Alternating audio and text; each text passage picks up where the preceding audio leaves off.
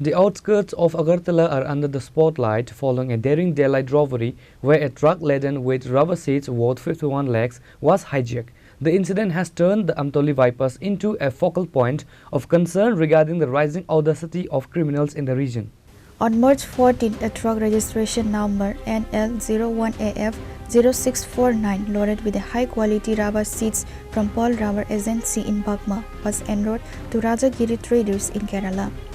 As the vehicle reached the Amtoli bypass area under the jurisdiction of the Bojong Nagar police station, it was intercepted by a gang of miscreants. Despite the robbery occurring on March 14 and the driver immediately reporting the matter to the Bojong Nagar police, this has been a notable leg of progress. কবে লুট this গাড়ি? আমি তো 14 তারিখ লুট দিছি, 14 তারিখ। আচ্ছা, তারপরে 14 তারিখ লুট দেওয়ার পরে গাড়ি কত রাইতে বিল টিল দেওয়া হয়েছে, পেমেন্ট হয়েছে, গাড়ি ছাড়া হয়েছে, আমার ট্রান্সপোর্টে ফোন করছে, গাড়ি ছাড়া দেন, মালিককে ফোন করছে, গাড়ি ছাড়া দাও, সব কিছু হচ্ছে, গাড়ি ছাড়া দিছি।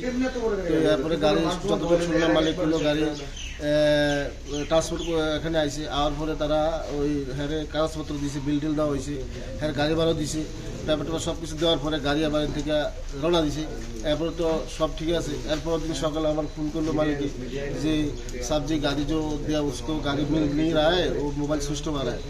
तो इसके बाद एरपरे আমি যতটুকু শুনলাম যে গাড়ি তারা মারফত আমি শুনলাম যে গাড়ি বুজুর্গনগর সরি বালাজি কাটা থেকে গাড়ি ড্রাইভারকে হাইজ্যাক করেছে বলে।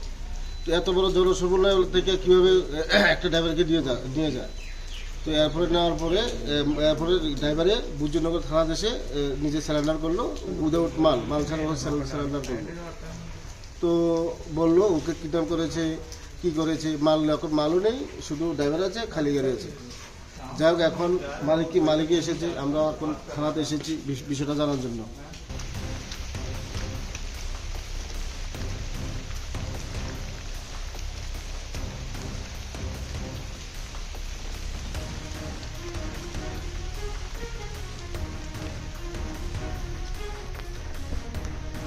Reported from Agartala, Chini Khora.